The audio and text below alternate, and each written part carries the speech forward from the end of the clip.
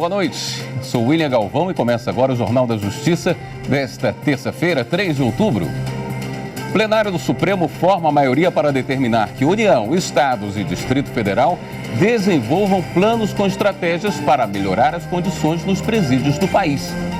Esse é um dos destaques de hoje e você acompanha também nesta edição. STF decide que a ausência de lei não impede reajuste de aposentadoria de servidores federais pelo regime geral da Previdência. Supremo valida a incidência de imposto sobre serviços, o ISS, no preço total de diárias de hotel. E ainda, Justiça Federal manda a júri popular 3 réus acusados pelos assassinatos de Bruno Pereira e Dom Philips na Amazônia.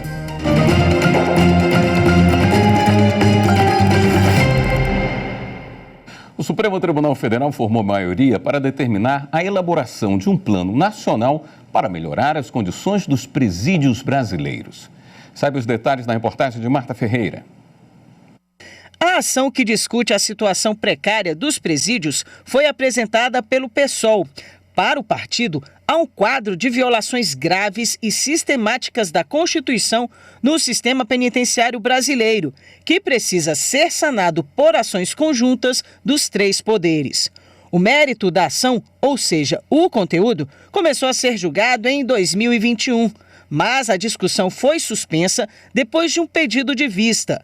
Hoje, na retomada do julgamento, o ministro Luiz Roberto Barroso trouxe informações de um trabalho feito pelo CNJ. De acordo com o levantamento, o Brasil é o 3º país do mundo em números absolutos de pessoas presas, mais de 830 mil, tendo ultrapassado a Rússia em 2017. O país apresenta uma taxa média nacional de superpopulação de presídios de 136% e há estados com taxa de lotação superior a 200%. O presidente ainda chamou a atenção para o perfil da população carcerária. São, em sua maioria, jovens, negras, pobres e foram presas sem portar arma e por delitos não violentos, para os quais a prisão poderia ter sido substituída por medidas alternativas, como permitido por lei. Aproximadamente 61% das pessoas presas em unidades estaduais têm entre 18 e 34 anos. O ministro Barroso destacou ainda o crescimento de facções criminosas nos presídios. Quando se prende um réu primário e de bons antecedentes e ele é posto no sistema penitenciário, ele em breve tempo se torna mais um recrutado, mais um recruta dessas organizações criminosas. Portanto, o estado de coisas inconstitucional dos presídios conduz ao agravamento da situação da segurança pública fora do sistema prisional, quer porque os delitos passam a ser operados de dentro do cárcere, quer porque se devolvem à sociedade cidadãos que se sujeitaram por anos às condições mais aviltantes e que muitas vezes são forçados a se associar a organizações criminosas. O presidente do STF, ministro Luiz Roberto Barroso, acompanhou em grande parte o voto do relator, o hoje aposentado ministro Marco Aurélio, que já havia proposto um plano nacional de intervenção no sistema prisional. O ministro Barroso propôs que o plano seja feito pela União com a participação do Conselho Nacional de Justiça e também deu mais prazo para a sua apresentação. De acordo com o ministro, o Plano Nacional deve ser apresentado em até 6 meses, com prazo máximo de 3 anos para execução. Assim que o Plano Nacional for homologado pelo STF, passa a contar o prazo de 6 meses para que os estados e o Distrito Federal apresentem os respectivos planos. Nós aqui estamos atuando em cumprimento da Constituição, de atos internacionais vinculantes para o Brasil e da legislação interna brasileira. Portanto, nós não estamos diante de uma questão política, nós não estamos diante de uma questão de discricionariedade administrativa, estamos diante de uma questão essencialmente jurídica. A principal missão de uma Corte Constitucional é proteger direitos fundamentais, quando o Estado mantém ou as mantém nas condições degradantes já descritas, ele age em desacordo com as suas próprias normas. Portanto, para combater quem cometeu ilícito, pratica o próprio Estado outros ilícitos graves. A sessão plenária do STF terminou agora há pouco. A repórter Marta Ferreira acompanhou o julgamento e tem mais informações para a gente. Boa noite, Marta. Boa noite, William. Como você falou, a sessão foi suspensa agora há pouco, faltando apenas o voto do ministro Gilmar Mendes e será retomado amanhã com a conclusão e, por consequência, o voto do ministro Gilmar Mendes. 10 ministros já votaram no sentido de que o governo federal e os governos estaduais e do Distrito Federal elaborem planos para enfrentar os problemas nos presídios brasileiros. Esse plano nacional deve conter, entre outras medidas, como o controle da superpopulação dos presídios, melhoria da qualidade e aumento de vagas, fomento a medidas alternativas à prisão e o aprimoramento dos controles de saída e progressão de regime. Então, ele será retomado amanhã com a conclusão, o voto do ministro Gilmar Mendes e a conclusão desse julgamento. Uma outra informação importante que a gente tem para passar é que foi marcado para o dia 18, para a sessão plenária do dia 18, o julgamento da ação que trata dos rendimentos do FGTS. Esse julgamento, ele havia sido suspenso após um pedido do ministro Nunes Marques e agora está marcada a retomada desse julgamento para a sessão plenária do dia 18. William. Obrigado pelas informações, Marta. E no início da sessão, ministros deram as boas-vindas ao novo presidente da Corte, Luiz Roberto Barroso. Vossa Excelência já foi saudado em nome de todos nós, mas dizer da alegria, da satisfação de ter um jurista, um cidadão, mas principalmente um juiz constitucional com a qualidade que Vossa Excelência tem e que honra todos nós sermos presididos por Vossa Excelência. O Brasil tem sorte de ter um presidente no Supremo Tribunal Federal como Vossa Excelência.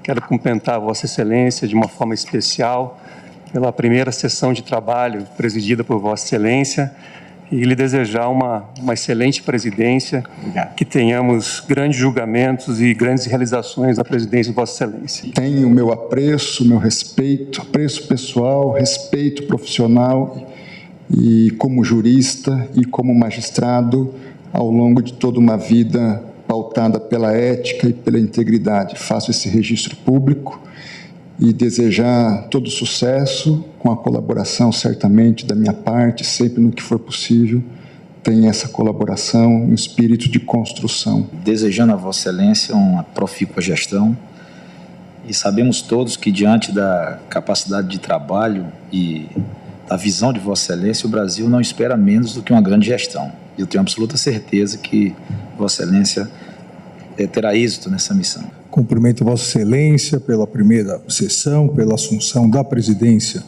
do Supremo Tribunal Federal, assim como os demais. Tenho absoluta certeza que será uma gestão exitosa, criativa e muito proveitosa para toda a sociedade brasileira. Por maioria de votos, os ministros do Supremo condenaram em julgamento no plenário virtual mais 3 réus por participação nos atos antidemocráticos do dia 8 de janeiro. 2 processos serão levados a julgamento presencial a pedido do ministro André Mendonça. Repórter Evne Araújo.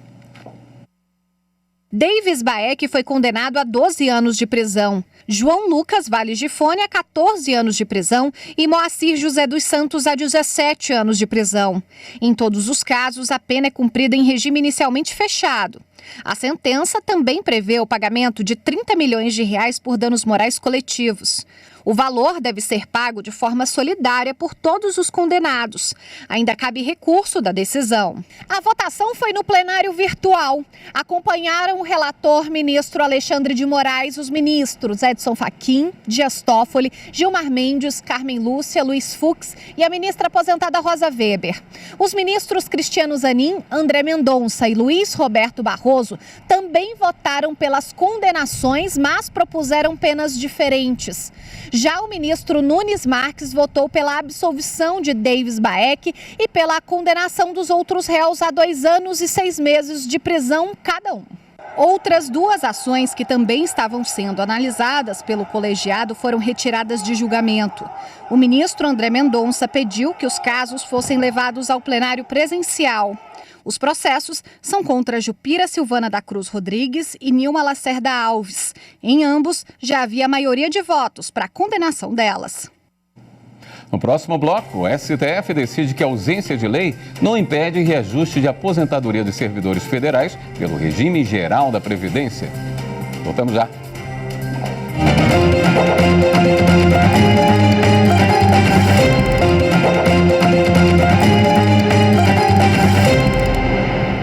O STF considerou constitucional o reajuste de aposentadorias e pensões no Serviço Público Federal usando o índice do Regime Geral de Previdência Social. No plenário virtual, os ministros entenderam que o índice deve ser aplicado no período entre o fim da paridade e a edição da lei que definiu os índices para esses casos em 2008. Carolina Chaves. O caso chegou ao Supremo no recurso apresentado pela União contra a decisão do Tribunal Regional Federal da 4ª Região. O tribunal considerou que é válida a revisão de aposentadorias e pensões pagas a servidores pelos mesmos índices aplicados aos beneficiários do INSS. A polêmica foi porque, em 2004, uma lei determinou que o reajuste de proventos do serviço público deveria ocorrer na mesma data que o do regime da Previdência Social, mas não previu qual índice aplicar. Só em 2008 é que uma outra lei determinou que deve ser utilizado o mesmo índice do INSS. A União alegou que não havia índice para o reajuste no período entre as 2 leis e que essa revisão poderia provocar desequilíbrio financeiro. O relator no STF, ministro Dias Toffoli, negou o argumento da União de que não poderia haver reajuste antes de 2008. Ele lembrou a jurisprudência da Corte de que os servidores aposentados que não foram alcançados pela paridade, ou seja, não acompanham os aumentos e reajuste dos servidores ativos, tem direito ao reajuste anual pelo índice do INSS, atendendo a uma norma do Ministério da Previdência Social. A maioria dos ministros seguiu o relator. O tema tem repercussão geral reconhecida e vale para todos os casos semelhantes. Também em sessão virtual, os ministros do Supremo entenderam que é válida a incidência de ISS, o Imposto sobre Serviços, no preço total de diárias de hotel. O repórter Pablo Lemos traz os detalhes. O relator do caso foi o ministro André Mendonça.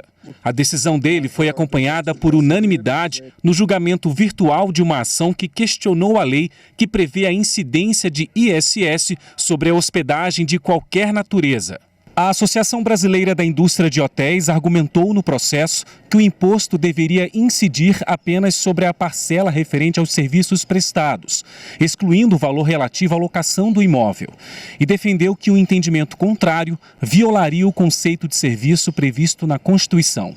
Mas o relator do caso observou que, diferentemente do argumento da entidade, não há o que se confundir entre a relação negocial de hospedagem e o contrato de locação de bem imóvel. André Mendonça destacou ainda que a lei é clara no sentido de inserir na base de incidência do ISS tudo aquilo que se demonstre hospedagem e considerou a jurisprudência do Superior Tribunal de Justiça sobre o assunto, de que todas as parcelas que integram o preço do serviço de hotelaria compõem a base de cálculo do ISS. A sequência do Jornal da Justiça tem a transmissão ao vivo da sessão plenária do Tribunal Superior Eleitoral. Fábio Ruas adianta o que deve ser julgado na noite de hoje. Diversos processos estão previstos para a sessão desta terça-feira. Entre eles, recursos sobre desfiliação partidária e perda de mandato por infidelidade partidária. São ações que envolvem parlamentares da capital de Goiás, Goiânia, e também da capital da Bahia, Salvador. Ainda na pauta, 2 recursos sobre fraude à cota de gênero nas eleições para vereador em 2020, em 2 municípios do estado do Rio de Janeiro, Piraí e Iguaba Grande. A pauta completa de julgamentos está publicada no site tse.jus.br.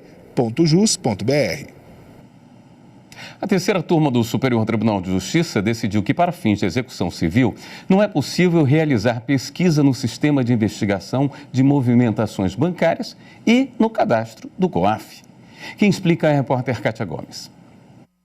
No caso analisado, uma empresa ajuizou contra outra uma ação de rescisão contratual com pedido de indenização, que está em fase de cumprimento de sentença.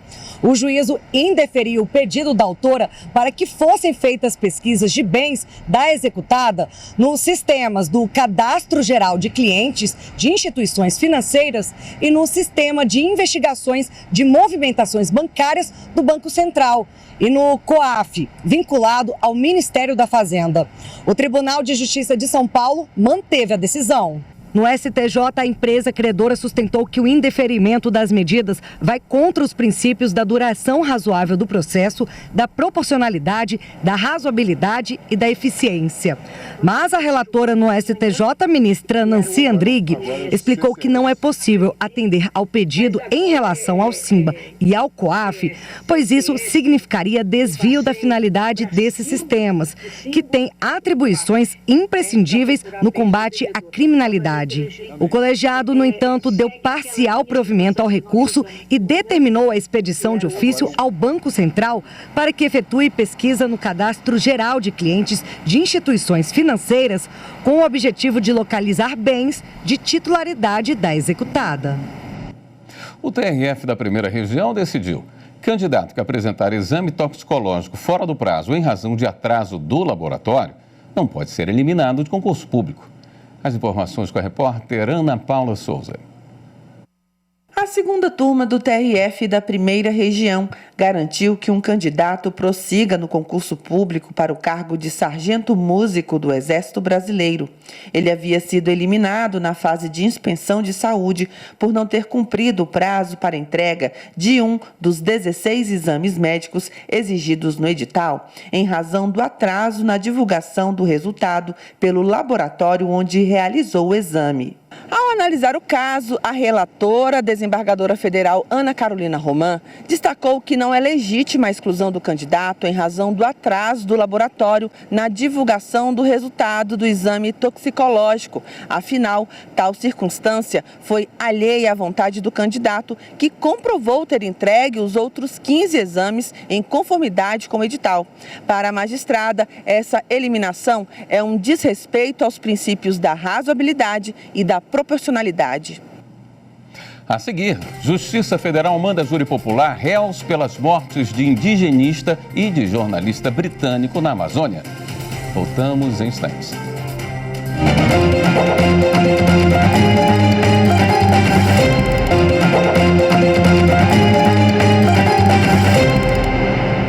A Justiça Federal no Amazonas decidiu levar a júri popular os 3 acusados pelo assassinato do indigenista Bruno Pereira e do jornalista britânico Dom Phillips.